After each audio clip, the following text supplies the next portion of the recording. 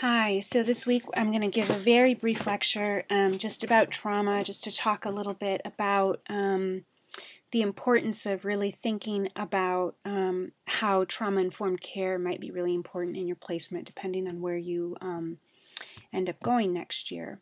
So first, what is trauma? And some of this in this lecture may be very familiar to some of you before if you've had this type of content in your coursework, but it's something that's out of the ordinary.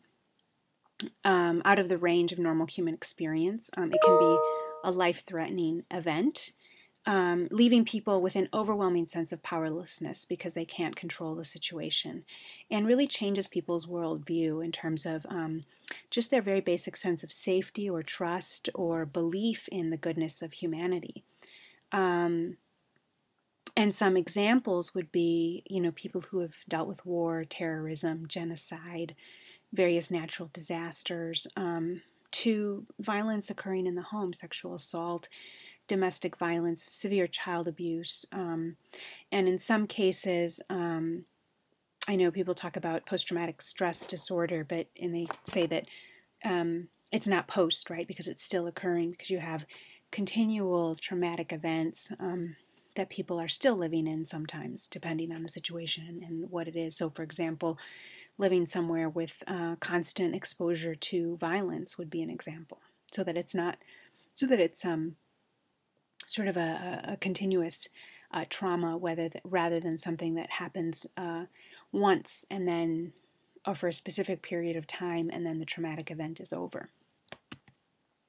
These are just different reactions to trauma that you may be familiar with. So the hyperarousal, right, the startle response, hypervigilance, people having nightmares, the constant intrusion in terms of people reliving the event or reenacting the trauma.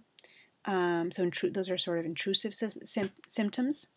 And then you have what one of the reactions, which is that emotional constriction. And so this is why when you're dealing with trauma survivors, it's really important to be so sensitive about the process, because what happens is you have extremes. You have this extreme of numbing reaction, avoidance, disassociation, and really people are very shut down emotionally, right? So you open that up and it's the complete opposite. It's, you have people just can become very suicidal. I mean, the emotion is just overwhelming because they've been in this state of constriction. So the impact of trauma, of course, you have the psychological and physical reaction, so it can affect your health, your body as well.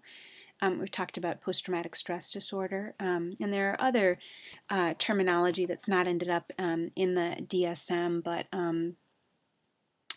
people trying to sort of have a different term to capture that long-term or ongoing sort of trauma. So, for example, child abuse would be an example where somebody grows up under that kind of circumstance, and so it doesn't.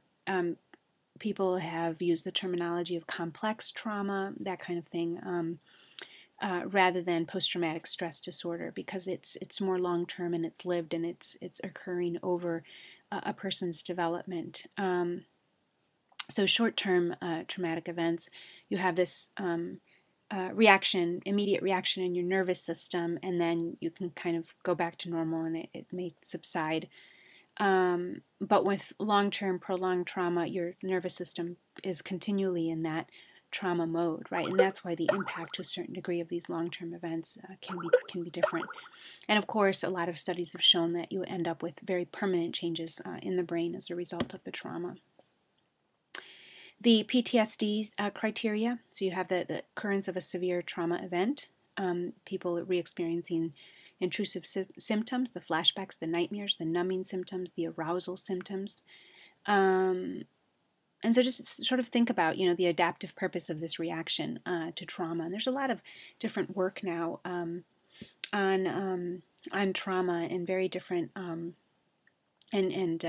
one particular person that I really like a lot is this psychologist named Peter Levine, I'm not exactly sure how to pronounce his last name, but he has a book that's called Waking the Tiger, and it talks about the difference in this biological response between the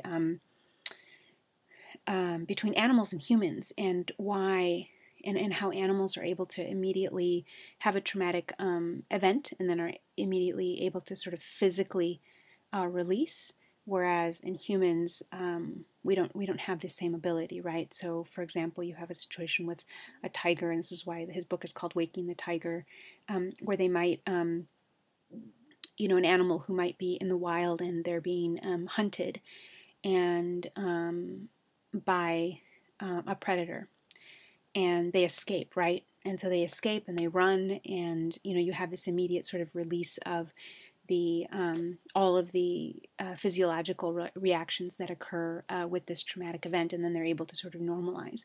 And so as humans, we don't have that opportunity anymore. So that's sort of what he talks about, and he has all kinds of strategies for how you can work physically with the body to help people to kind of regain that equilibrium in that state, and so to release some of this even physically, what happens to the body.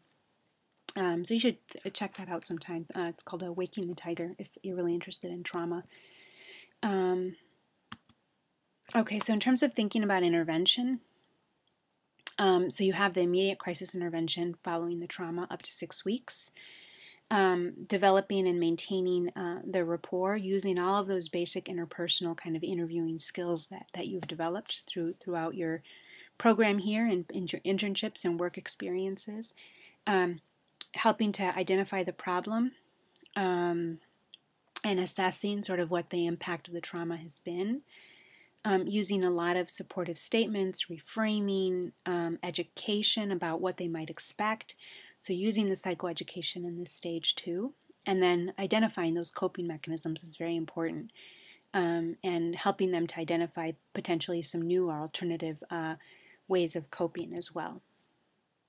Then the intervention continues after a time, right, to help people to restore a sense of safety, remembering, reconnecting, acknowledging sort of commonality with other people who've experienced similar traumatic events. So again, establishing that trust, providing psychoeducation, ensuring social support, and then dealing with the trauma itself. And there's some new research on that I was reading on trauma, and it really warns about sort of taking people through and reliving the event. And there used to be this sort of thought that if you sort of talk about a particular traumatic event, that you're sort of helping to let it go, that's a useful, helpful thing. It may not always be a helpful thing. It actually may, so some of this research is showing that this may actually reinforce the trauma and the negative impact of the trauma. And so that's why they talk about the importance of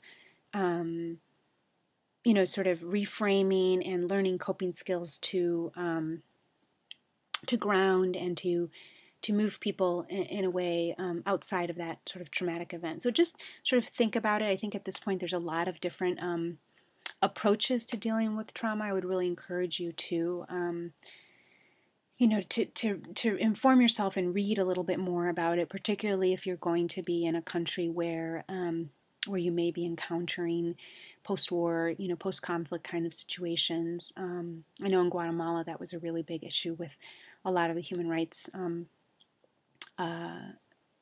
worker, people who were human rights defenders because of the what the impact has been, not only of people having come out of the Civil War, but then also the continual sense of threat as they do this work. So there was a lot of trauma reaction and response among a lot of the people that I met. And then you have this Kubler-Ross model, the denial, anger, bargaining, depression, acceptance. And I think it's important just to remember that any sort of model that has stages, of course, it's never a linear progression through the stages. People sort of move back and forth between different stages in terms of dealing with loss or trauma. You have this task-centered approach, which is, acknowledging the reality of the loss or the trauma or the death, helping to remember the person that they've lost, helping them to develop a new sense of identity and meaning from this loss, and then the importance of ongoing support from others. So this would be another approach. And then finally, just to think about self-care, right? Think about yourself. and how you're taking care of yourself as you work with trauma survivors. So be very cautious and aware of anything you might be feeling and the experience of vicarious trauma, right? Which is sort of becoming traumatized by hearing so many stories of trauma. All right.